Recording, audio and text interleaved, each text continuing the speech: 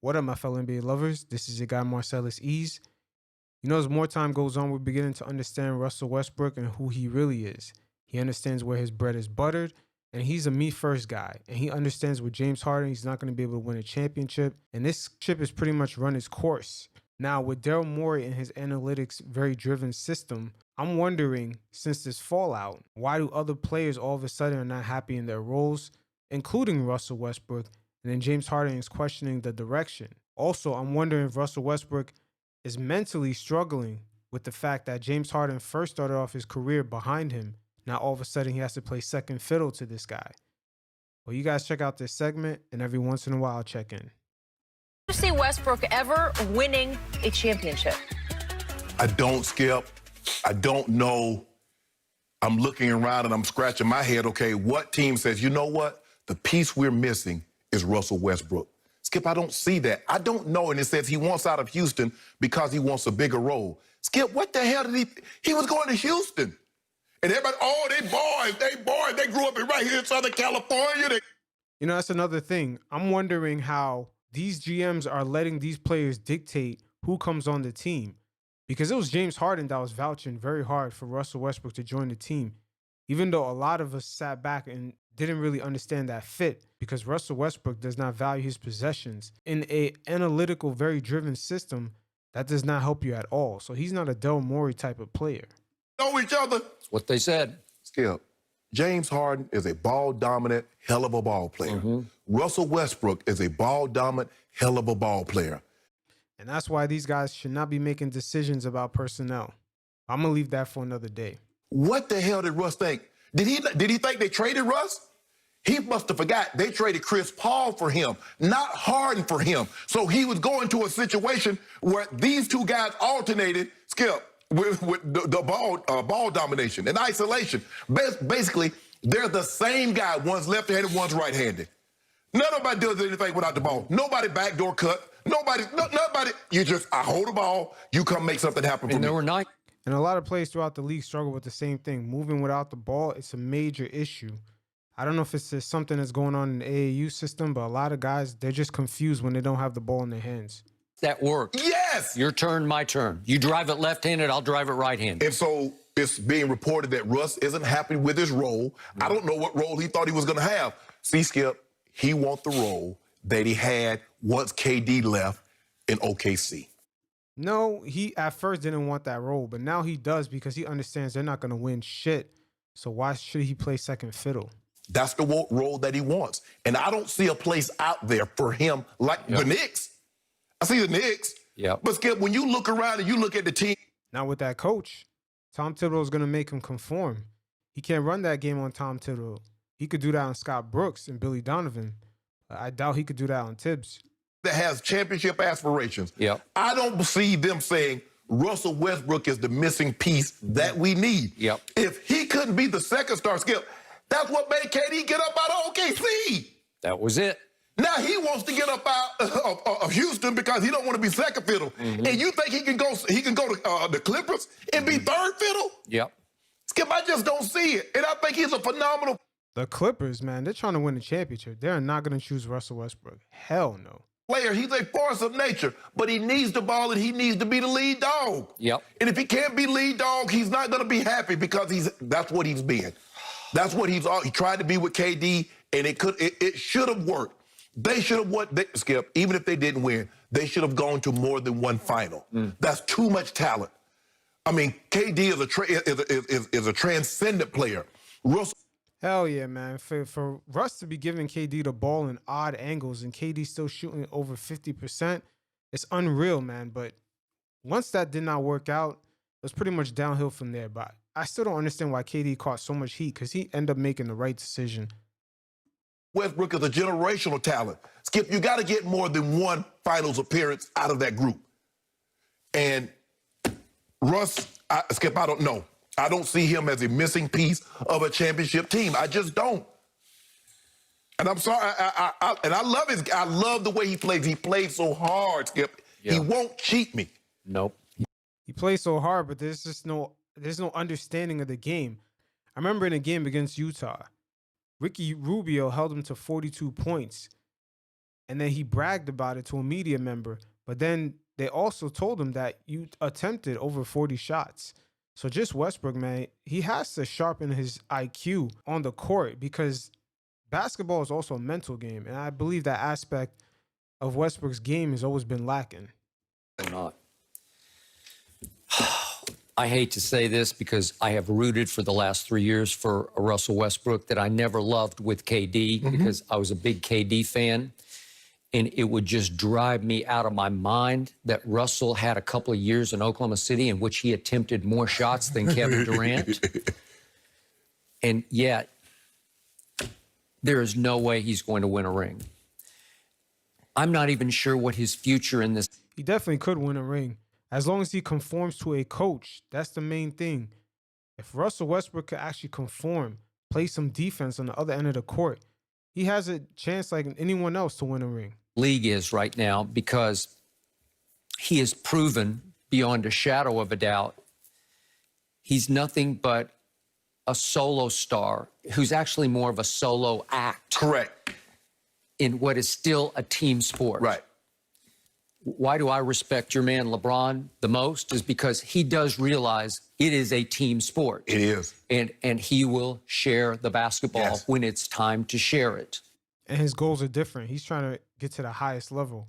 Westbrook is just trying to accumulate accolades still, even in the later part of his career. At all the right times, except in the big moments. Sometimes the people believe he shares it too much. Too much. But again, he understands the team concept. Right. That's the biggest difference between LeBron James and Russell Westbrook. And you're right. Nobody plays harder than Russ does, but he's mostly playing for Russ, not for the team and not for the scoreboard. Right. He's playing for statistics. So for 3 straight years in Oklahoma City, he pulled off a feat that I would have thought impossible. Never. 3 straight. No, it's not impossible to pull off them triple doubles when your organization is allowing you to stat pad nonstop. I mean, look at their record. Look at their playoff success in those 3 years. All the answers are right there. Triple doubles he averaged over 3 straight seasons. It's impossibly great. Possible. And what did it contribute to winning? Nothing. First round exit. Exactamundo. Nothing. It contributed to 2 first-round exits against teams that they were considered way better against.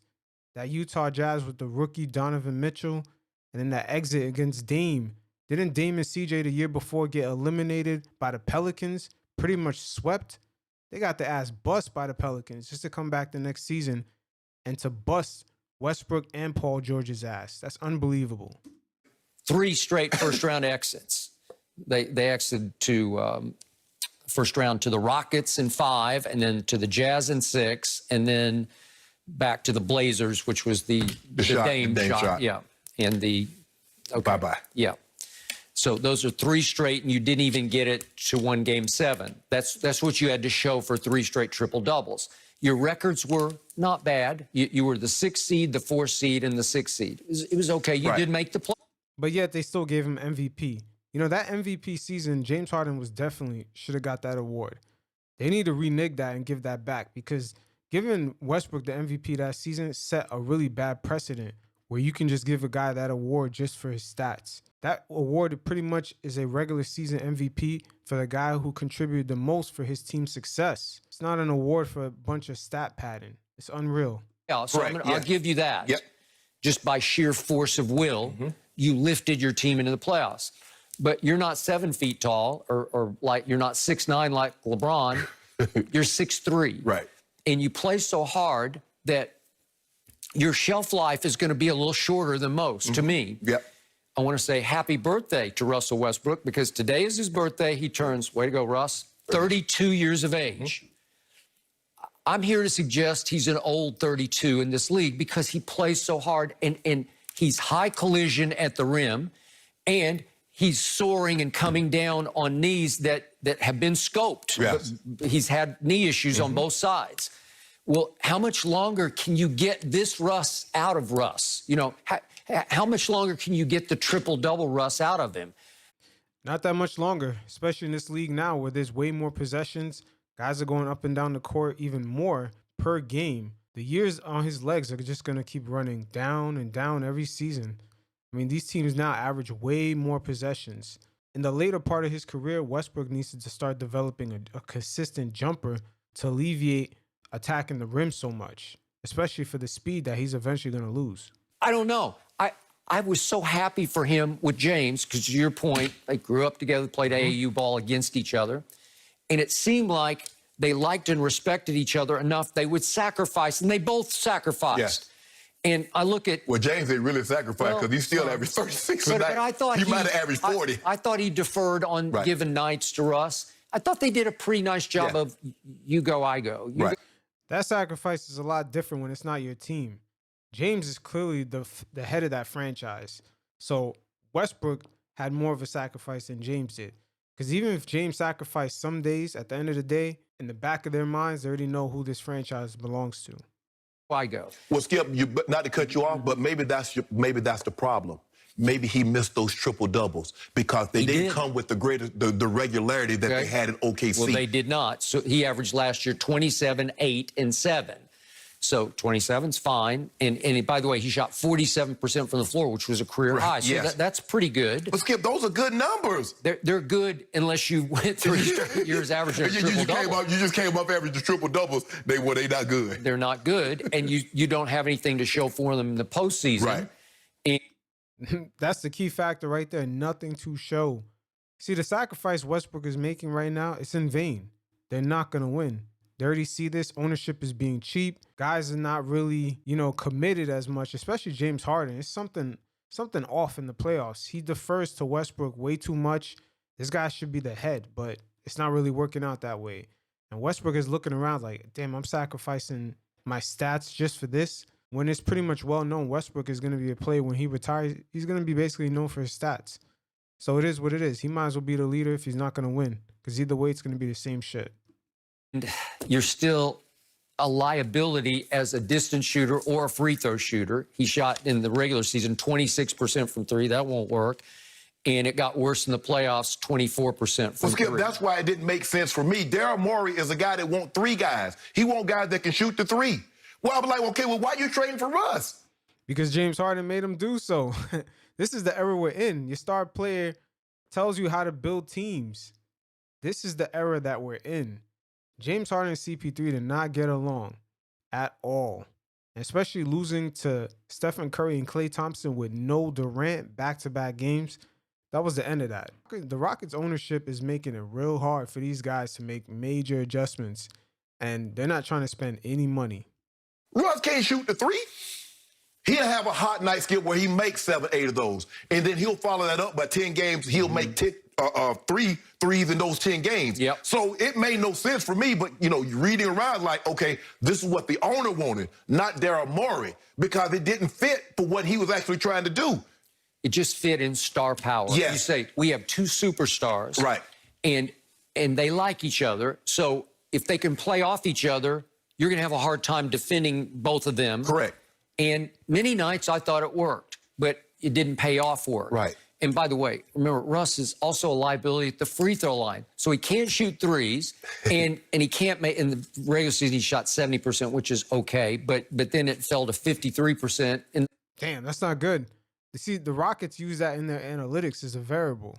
The free throw shooting and the convincing of the refs that they should go to the free throw line a lot more. See, it's just layups, which results in kind of contact, going to the line and shooting threes. See, once again, Westbrook does not fit into that system at all. It shows you that fallout between CP3 and Harden was pretty much the beginning of the end for the Rockets. Postseason when it counted. Right. Okay, so he's your point guard, and he can't shoot threes, and he can't make free throws at any high rate. And Skip, you hear this about, they had a losing streak, and, Russ called a team meeting, and he says, okay, this is what I need to do better. And I need to do this. He says, okay, this is what you need to do better. And when it came to James Harden wasn't that receptive. James, well, first of all, I'm the team leader. Mm-hmm. If anybody's going to call a team meeting, it's going to be me. Okay. I don't know about that, man. They got to go to a strip club to go find James Harden, man. That is true. I got it.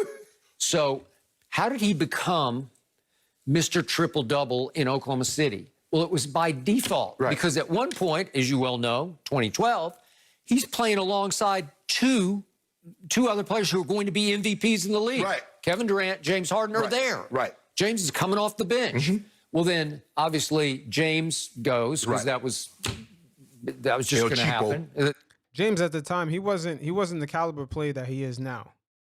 He was getting there, but he wasn't quite there yet. They got cheap, and that really disappointed me in that ownership group. But the point was, then Kevin finally said, that's enough. And again, guy very close to Kevin told. Which is a smart decision. One of the smartest decisions an NBA player's ever made. Kevin Durant is very underrated, that decision to leave OKC. I don't know why he gets so much pushback, but goddamn. And I think I was the first to report it on ESPN at that point, that Kevin finally decided, I will never win a championship with him as our primary decision maker. Right. And that's pretty much how that story is going to play out. Westbrook being the primary decision maker is always going to be a major issue. And he sees if he gives that up and he's not winning a championship or even close to it, why not just go back to doing the same thing he was doing before? At least he could live up to his name as the guy with all the stats. It is what it is. We'll see how this plays out, but I expect him definitely not to be on this team anymore. But these guys got to make a decision here, because a lot of these max players are taking these contracts and all of a sudden they're reneging on it. They're just like, oh, trade me. I don't want to be here no more. But it's like, with the salary you have, those moves, it's going to be very tough.